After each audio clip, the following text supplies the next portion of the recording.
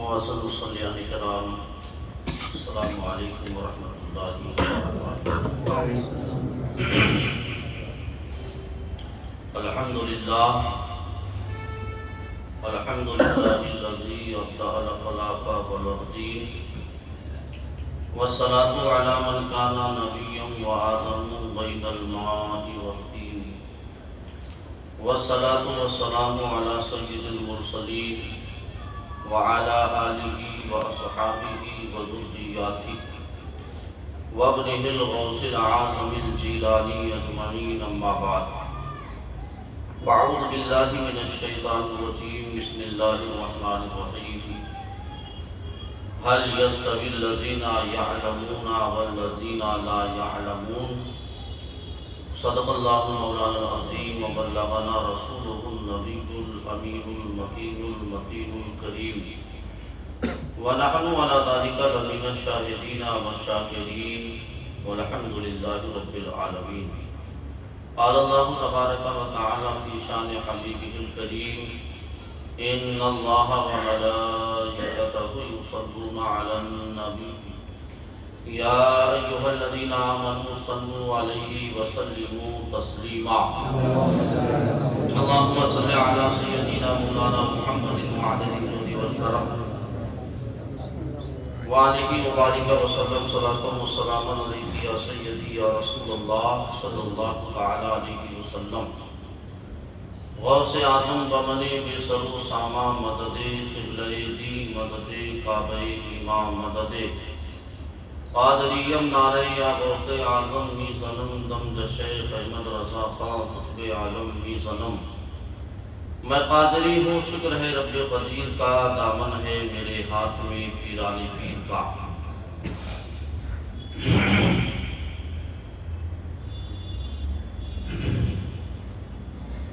اعلی حضرت عظیم البرکت مجدد دین و ملت،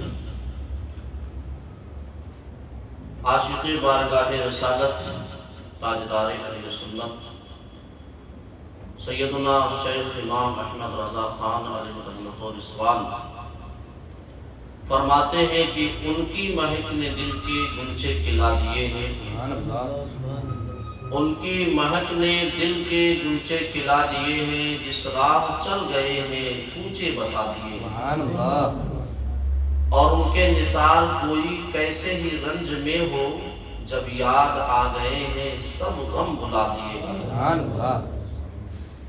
اور میرے کریم سے گر قطرہ کسی نے مانگا، میرے کریم سے گر قطرہ کسی نے مانگا، دریا بہا دیے ہیں دربے بہا دیے ہیں۔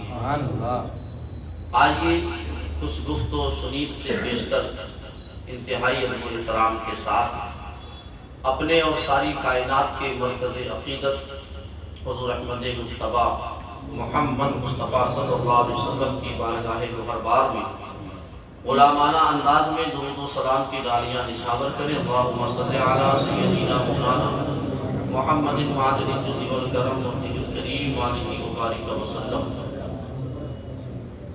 خطبہ مسنونہ کے بعد جس آیت مبارکہ کی تلاوت کا شرف حاصل کیا، رب تبارک و تعالی ارشاد فرماتا ہے،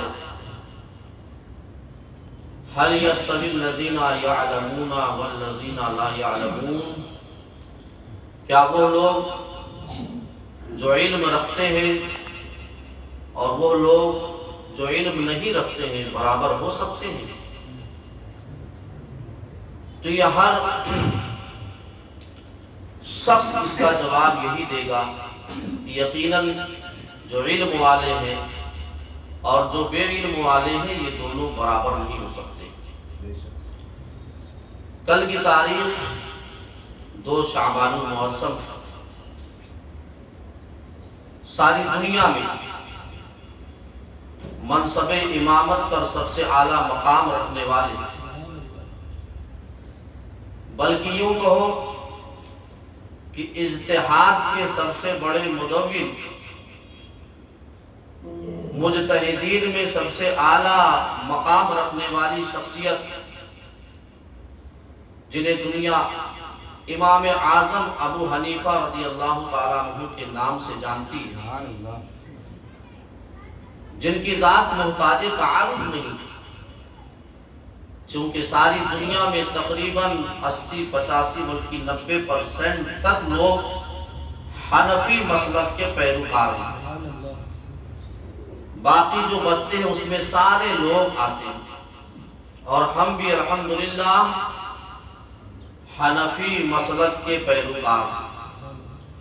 ہم مقلد ہیں، مقتدی ہیں حضرت امام اعظم ابو حنیفہ رضی اللہ تعالیٰ عنہ۔ اور یہ بھی سن لیں کہ دیوبندی وہابی بھی امام اعظم ابو حنیفہ کے ہی مقلد ہیں۔ لوگ اس بات میں مغالطہ کھا جاتے ہیں کہ آخر وہ کس کے پیروکار ہیں، تو یہ بات ذہن نشیں رکھیں اور آنے والی گفتگو کو سماعت کریں۔ سرکار سیدنا شیخ نعمان بن ثابت رضی اللہ تعالیٰ عنہ آپ کا نام ہے۔ آپ 80 ہجری میں کوفہ کی سرزمین پر پیدا ہوتے ہیں۔ آپ کے والد محترم فارسی النسل ہیں۔ آپ کی آمد سے پیش کر سرکار مدینہ راحت قلب و سینہ جناب احمد مصطفیٰ محمد مصطفیٰ صلی اللہ تعالی علیہ وسلم نے صحابہ کی محفل میں آپ کے لیے پیشن گوئی فرمائی اور ارشاد فرمایا کہ ایک ایسا مرد پیدا ہوگا جو علم کو، دین کو، ایمان کو اگر اوج ثریا سے لانا پڑے تو وہاں سے وہ جا کر کے لائے گا۔ تو صحابہ نے عرض کیا یا رسول اللہ وہ کون ہوگا، اس کی نشاندہی فرما دی۔ تو میرے آقا کی محفل میں حضرت سلمان فارسی بیٹھے تھے، قریب میں تھے، سرکار نے ہاتھ رکھا اور کہا ان کی نسل یعنی کہ ان کے ملک فارس سے وہ لوگ ہوں گے اور اس میں ایک مرد ہوگا، اگر دین اوج ثریا پر چلا جائے، علم اوج ثریا پہ چلا جائے تو وہاں سے بھی وہ اسے اتار کر کے لائے گا۔ اس حدیث پاک کی طرف محدثین نے جو نسبت فرمائی ہے، جو اشارہ فرمایا ہے، اس سے حضرت امام اعظم ابو حنیفہ رضی اللہ تعالیٰ عنہ کی ذات کو مراد لیا کہ اس حدیث پاک کے مصداق کوئی اور نہیں ہے بلکہ نعمان بن ثابت ہے۔ اب آپ اندازہ فرمائیں کہ حضرت امام اعظم ابو حنیفہ رضی اللہ تعالیٰ عنہ جو کوفے میں پیدا ہوتے ہیں اور آپ کی ابتدائی تعلیم آپ کے والد محترم سے ہی حاصل فرماتے ہیں، اور والد محترم کا آبائی پیشہ تجارت تھا، کپڑوں کی تجارت۔ آپ نے اس میں پہلے انٹرسٹ لیا، دلچسپی لی، اور 20 سال کی عمر کے بعد آپ نے حصول علم دین کی طرف توجہ فرمائی، اور جب یہ توجہ ہوئی تو آپ نے کوفہ میں رہ کر کے، چونکہ کوفہ وہ سرزمین ہے جسے حضرت عمر فاروق خلیفہ دوم رضی اللہ تعالی عنہ نے 17 ہجری میں بسایا تھا، اور یہاں پہ بسنے والے وہ لوگ تھے جو سب کے سب صحابی تھے۔ اور صحابی کے بارے میں میرے آقا علیہ الصلوۃ والسلام کا ارشاد گرامی ہے، الصحابی کالنجوم بأیہم اقتدیتم اہتدیتم، کہ میرے صحابہ میں سے کسی کی بھی آپ اقتدا کر لیں، کسی کے بھی آپ مقتدی ہو جائیں، جس نے بھی عمل کیا وہ ہدایت یافتہ ہو گیا۔ اب اس سرزمین پر جب صحابہ کو بسایا، تقریباً 1500 صحابہ کرام کو، اس میں 70 بدری صحابہ کرام تھے، اور ان سب کی تعلیم و تربیت کے لیے حضرت عبداللہ ابن مسعود رضی اللہ تعالیٰ عنہ کو منتخب فرمایا۔ حضرت عبداللہ ابن مسعود کا مقام محدثین میں سب سے اعلیٰ، حضرت عبداللہ ابن عباس کا مقام سب سے اعلیٰ، حضرت عبداللہ ابن عمر کا مقام سب سے اعلیٰ۔ یہ وہ نفوس قدسیہ ہیں جو اجلہ صحابہ کرام میں شمار کیے جاتے ہیں۔ تو آپ نے 17 ہجری سے لے کر کے اپنے آخری وقت تک کوفہ میں علم دین کی تدوین فرمائی، علم دین کو پہنچایا، علم دین سے روشناس کروایا، اور اس کوفہ کی سرزمین پر خلیفہ سوم کے بعد حضرت علی شیر خدا رضی اللہ تعالی عنہ تشریف لائے اور اسے اپنا دارالخلافہ بنایا۔ اور جب وہ تشریف لائے تو خوش ہو گئے کہ کوفہ کی سرزمین علم کا ایسا گہوارہ ہے کہ مجھے اور کچھ اس میں زیادہ مشقت کرنے کی ضرورت نہیں، بلکہ جب آپ کے پاس کوئی فتویٰ پوچھنے آتا تو آپ ارشاد فرماتے کہ اس سرزمین پر حضرت عبداللہ ابن جبیر، حضرت عبداللہ ابن مسعود، حضرت انس بن مالک اور دیگر اجلہ صحابہ کرام جیسی شخصیتیں موجود ہیں، ان کے ہوتے ہوئے مجھ سے پوچھنے کی کیا ضرورت ہے؟ اللہ، اس سرزمین پر حضرت امام اعظم ابو حنیفہ آنکھ کھولتے ہیں۔ اب آپ اندازہ فرمائیں کہ ہر گھر میں جہاں فقیہ، جہاں محدث، جہاں مفسر موجود ہو، اس گاؤں، اس شہر، اس دیش میں پیدا ہونے والا بچہ علم کا کتنا بڑا مالک ہوگا۔ آپ نے یہاں سے شروعات فرمائی۔ اس سے پہلے قانون اسلام، یعنی جس طرح ہمیں پہنچا ہے، یہ قانون بنا نہیں، اس کی تدوین اور اسے ترتیب کسی نے دیا نہیں تھا۔ حدیثیں موجود تھی، قرآن موجود تھا، لیکن اسے کتابی شکل یا بالترتیب مسائل کا استخراج و استنباط کسی نے نہیں کیا۔ سب سے پہلے دین کے قانون ساز، دین کے آئین ساز، دین کے مسائل کو استنباط و استخراج قرآن و حدیث کی روشنی میں کر کے پیش کرنے والے ہمارے امام اعظم ابو حنیفہ ہیں۔ ایسے ہی کوئی امام اعظم نہیں بن جاتا ہے۔ آپ نے تقریباً 4000 محدثین و علماء کرام سے علوم دینیہ کا حصول فرمایا۔ آپ نے کوفہ، حرمین شریفین اور بصرہ جا کر کے علوم دینیہ کا حصول فرمایا، اور ہمارے امام کو یہ شرف حاصل ہے کہ آپ تابعی ہیں۔ تابعی اسے کہتے ہیں جس نے صحابہ کی زیارت کی ہو، صحابہ سے ملاقات کی ہو، اور آپ نے صرف ملاقات ہی نہیں کی ہے بلکہ ان سے حدیثیں بھی روایت فرمائی ہیں۔ دو صحابہ کرام پر تمام محدثین کا متفقہ اجماع ہے، ایک حضرت انس بن مالک اور دوسرے حضرت عبداللہ پر سارے محدثین کا اتفاق ہے کہ ان دونوں سے آپ نے روایت فرمائی، ان کی زیارت فرمائی۔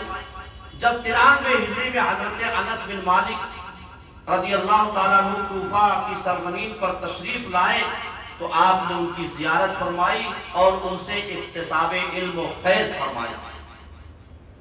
حضرت امام اعظم ابو حنیفہ رضی اللہ تعالیٰ عنہ نے جو کام دین کے لیے انجام دیا ہے وہ آج تک چلا آ رہا ہے اور صبح قیامت تک جاری رہے گا، اس لیے کہ یہ بشارت بارگاہ رسالت سے عطا کی گئی کہ اللہ تبارک و تعالیٰ کوفہ کی سرزمین پر ایک چراغ پیدا فرمائے گا جس سے ساری دنیا منور و مجلہ ہو جائے گی۔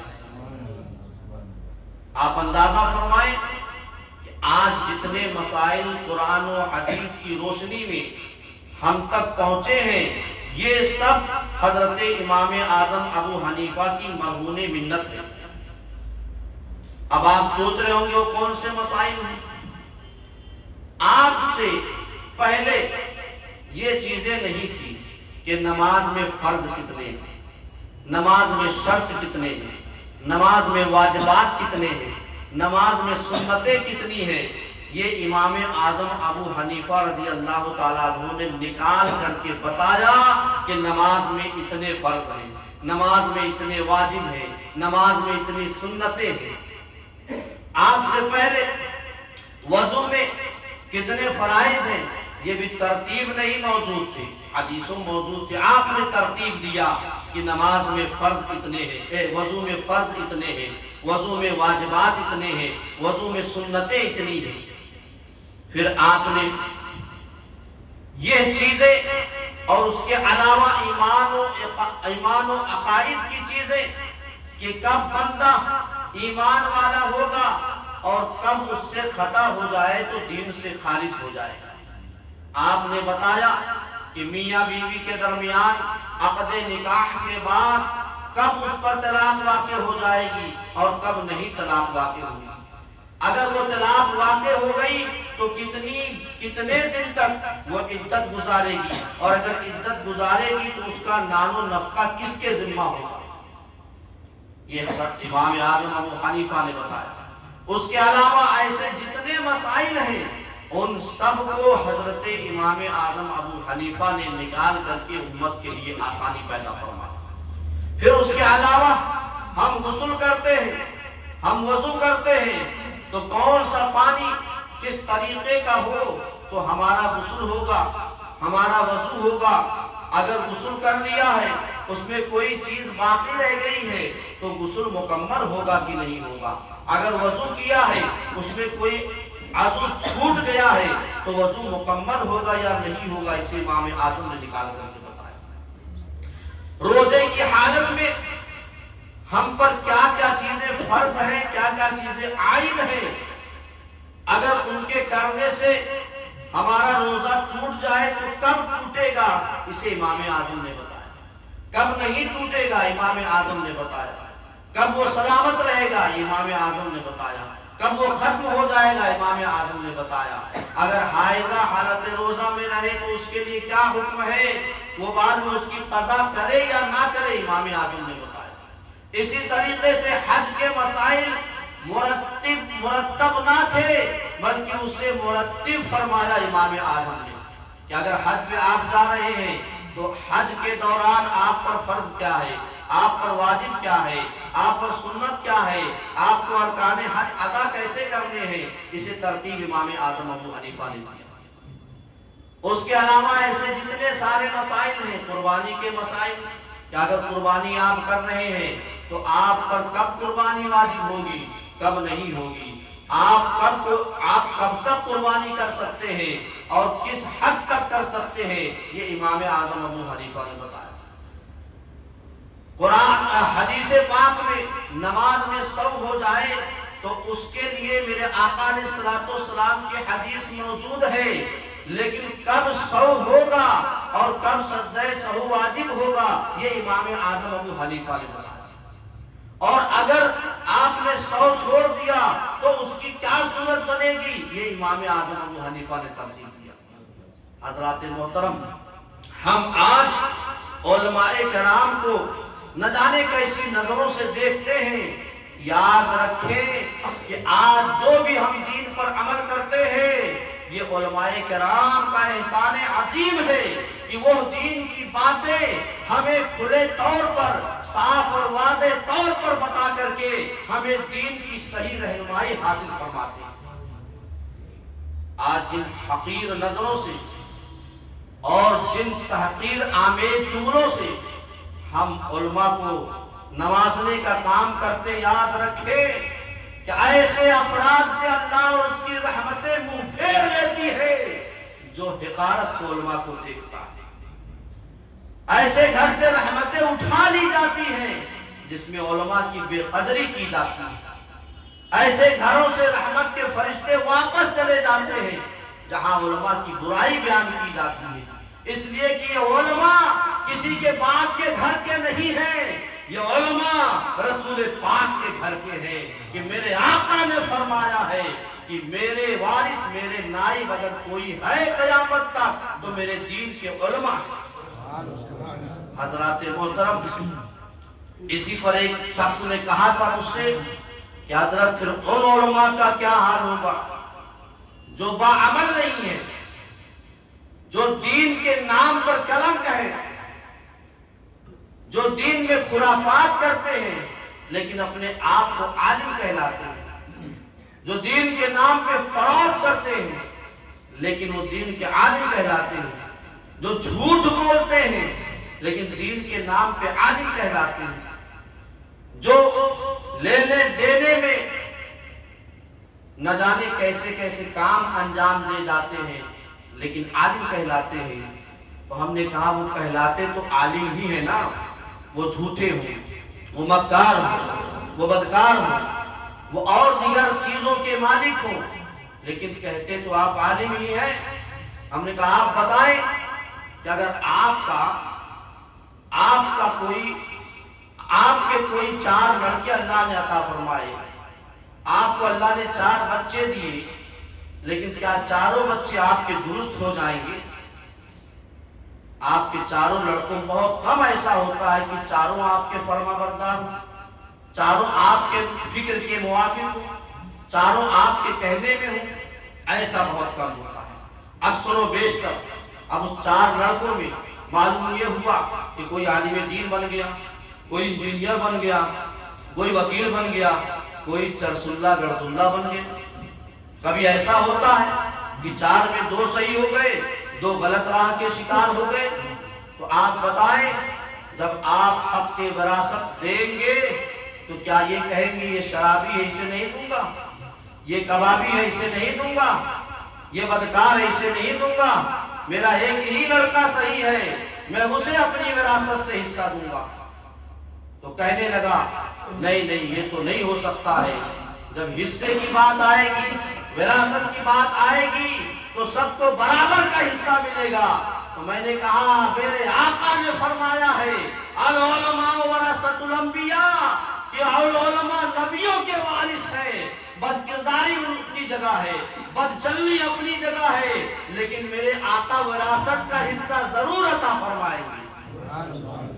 حضرات محترم، اس لیے ان کا عمل ان کے ساتھ ہے، اسی وجہ سے اللہ نے 5 انگلیوں کو برابر نہیں رکھا۔ جب امام اعظم ابو حنیفہ رضی اللہ تعالیٰ عنہ اس کام کو انجام دے رہے تھے تو کیا آپ کے وقت جو بڑے بڑے علماء کا وقت ہے، بڑے بڑے محدثین کا وقت ہے، بڑے بڑے مفسرین کا وقت ہے، بڑے بڑے جید علماء صحابہ کا دور ہے، کیا آپ سے سارے علماء خوش تھے؟ نہیں، آپ پہ تنقید کرنے والے بھی تھے، آپ سے دل میں بغض و حسد رکھنے والے بھی تھے، لیکن جب انہوں نے امام اعظم ابو حنیفہ کے قلبی رشحات کو دیکھا، آپ کے نقطۂ نظر کو دیکھا، آپ کی فکر کو دیکھا اور آپ کے قرآن و حدیث سے مستنبط شدہ مسائل کو دیکھا تو کہنے پہ مجبور ہو گئے اگر اس وقت کوئی چمکتا ستارہ ہے تو کوئی اور نہیں، وہ نعمان بن ثابت ہے۔ تو کام یہ اپنا لوہا خود منوا لیتا ہے۔ اس لیے ہمارے ہندوستان کے ایک عظیم مفکر، عظیم عالم دین، عظیم محدث جنہیں دنیا حافظ ملت کے نام سے جانتی ہے، ان سے کسی نے کہا تھا حضور ایڈورٹائز دیگر علماء کرام کرتے ہیں آپ نہیں کرتے ہیں، تو آپ نے جواب دیا تھا کام کرو نام خود بخود ہو جائے گا۔ حضرات محترم، تو امام اعظم ابو حنیفہ رضی اللہ تعالیٰ عنہ کی ذات کو جاننا ہمارے لیے بے حد ضروری ہے۔ آپ کے انتظام کیے ہوئے کاموں پر آپ کے بعد جتنے بھی امام آئے ہیں، وہ امام بخاری ہو، امام سیوطی ہو، امام ابو یوسف ہو، امام محمد ہو، امام حماد ہو، اور ایسے جتنے امام ترمذی ہو اور دیگر ائمہ کرام جتنے، سب نے امام اعظم ابو حنیفہ رضی اللہ تعالیٰ عنہ کے ان مستنبط شدہ مسائل سے استفادہ حاصل کیا، سارے علماء کرام، اور آج تک ہو رہا ہے۔ خود ہمارے 14ویں صدی کے مجدد اعظم ہند، مجدد اعظم عالم سرکار سیدنا شیخ امام احمد رضا خان علیہ رحمت و رضوان نے حنفی مسلک پر قائم رہ کر کے سارے مسائل کا استنباط و استخراج فرمایا ہے اور ساری دنیا کو ورطۂ حیرت میں ڈال دیا ہے کہ جب اتنے یعنی 1400 سال بعد امام اعظم کے مقلد کا یہ عالم ہے تو خود امام اعظم کا عالم کیا رہا ہوگا؟ اللہ آج بھی امام احمد رضا خان کے قلمی نسخوں کا دنیا کے پاس کوئی جواب نہیں ہے اور نہ اس کا بدل موجود ہے. سب اس بات پر سر تسلیم خم کیے ہوئے ہیں، گھٹنوں کو ٹیکے ہوئے ہیں کہ اس وقت کا اگر کوئی امام اعظم ہے تو وہ بریلی کا احمد رضا خان ہے. ایسے ہی نہیں دنیا آپ کا نام لیتی ہے بلکہ آپ نے قدم قدم پر امت کی رہنمائی فرمائی، قدم قدم پر امت کی دستگیری کی ہے، قدم قدم پر گرتے ہوئوں کو اٹھایا ہے، بھٹکے ہوئوں کو راہ ہدایت پر لا کر کے کھڑا کر دیا. آج ہم آپس میں کچھ بھی کہیں لیکن یاد رکھیں آج ہمارا عالم یہ ہے کہ ہمیں اگر کوئی عالم کوئی امام کسی بات کی تلقین کرے تو ہم اس کو نظر انداز کر دیتے ہیں. آپ دیکھیں مسجد میں کوئی بغیر ٹوپی نماز پڑھ رہا ہے، میں اکثر کہتا ہوں بھائی ٹوپی لگا لو ورنہ مسجد سے چلے جاؤ. مسجد میں کوئی بات کر رہا ہے اسے ٹوک دیا جاتا ہے، بھائی مسجد میں بات کرنا منع ہے، خلاف ادب ہے، باہر جا کے.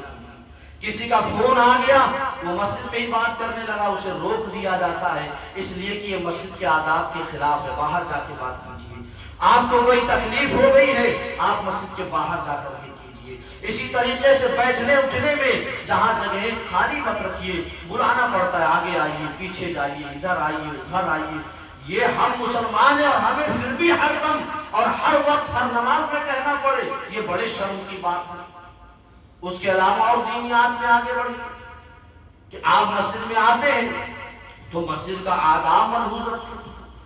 ہر جمعہ دیکھیے خطبے کے وقت یہ کہنا پڑتا ہے جیسے نماز میں بیٹھتے ویسے بیٹھ جائیے.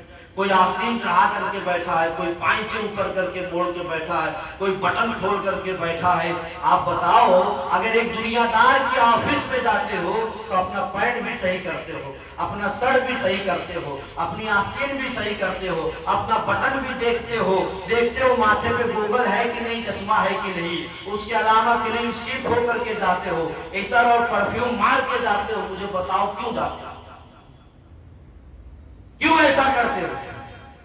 تو جواب ملتا ہے بھائی ارے آفس میں مینیجر سے یا شیف سے ملنے جا رہے، اونر سے ملنے جا رہے ہیں، اگر اچھی پوزیشن رہے گی تو ادھر سے اچھا معاملہ رہے گا. تو بتاؤ جو ساری دنیا کا حاکم، ساری دنیا کا بادشاہ، ساری دنیا کا رب، جب اس کی بارگاہ میں آؤ تو بے سلیقہ ہو کر کے، بے طریقہ ہو کر کے، کوئی ادب و احترام نہیں، کوئی طرز نہیں، کوئی طریقہ نہیں، یہ ہمارا کارنامہ ہے. اور بتاؤں آپ کو بہت ساری باتیں میرے پاس ہیں اس لیے کہ میں سماج میں رہتا، میں گاڑی گھوڑا سے نہیں چلتا کسی سے ملاقات نہ. میں 11 نمبر سروس اختیار کرتا ہوں، راستے میں چلتے ہی 2-4-10 لوگ سے ملاقات ہو جاتی ہے. بہت سارے ہمارے من کا مسئلہ ہو تو حضرت بہت اچھے، اور ہمارے من سے خلاف ہو جائے تو اپنے من کی بات کرتے ہیں. بتائیے آج یہ معاملہ ہے، بتائے کہ نہیں آپ کو؟ ہمارے من کی بات ہو تو حضرت بہت اچھے ہیں، اور اگر آپ کے من سے خلاف ہو جائے تو اپنے من کی بات کرتے، بڑے مغرور ہیں، وہ سنتے ہی نہیں کسی کی. اللہ آپ اندازہ فرمائے سے معاملات ہیں. ارے ہم اس طرح کا رویہ کیوں انجام دیں گے؟ اس لیے کہ ہمیں یہ ذمہ داری نہیں دی گئی. ہمیں یہ ذمہ داری دی گئی ہے کہ جو اثاثہ نبی پاک علیہ السلام نے آپ کے سینے میں اڈیلا ہے، آپ کے سینے میں ڈالا ہے، اس کی صحیح رہنمائی اور اس کا صحیح استعمال کریں. آپ سے دنیا کچھ بھی بیر رکھے اس کی پرواہ نہیں، مدینے والے سے کبھی بیر نہیں ہونا چاہیے، اسلام سے کبھی بیر نہیں ہونا چاہیے، اسلام سے کبھی انحراف اور تبدیلی کا مزاج نہیں پیدا ہونا چاہیے. دنیا بدلنے دیجیے.